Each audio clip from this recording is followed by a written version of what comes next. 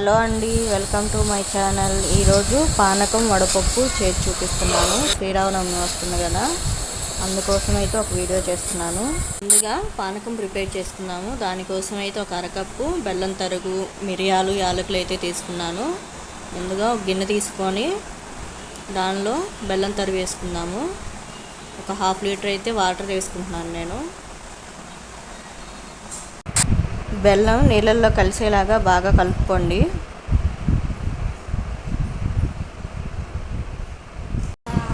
ఇప్పుడు దీనిలో యాలకులు, మిరియాల పొడి వేసి కలుపుకుందాము.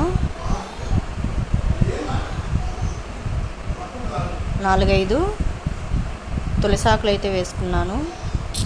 కొంచెం ఉప్పు వేసుకోండి, కల్లుప్పు. పానకం ప్రిపేర్ అయిపోయిందండి, ఇది పక్కన పెట్టుకున్నాము. ఇప్పుడు వడపప్పు ప్రిపేర్ చేసుకున్నాము. దానికైతే ఒక గుప్పెడు పెసరపప్పు తీసుకున్నాను. ఒక అరగంట నానబెట్టుకున్నాను. దాన్ని అయితే వడగట్టుకున్నాము. ఆ నీళ్ళన్నీ వంచేసుకుందాము పప్పులో. పానకం వడపప్పు ప్రిపేర్ అయిపోయినాయండి. ఇంకా దేవుడికి నైవేద్యంగా పెట్టుకోవటమే. Thank you for watching.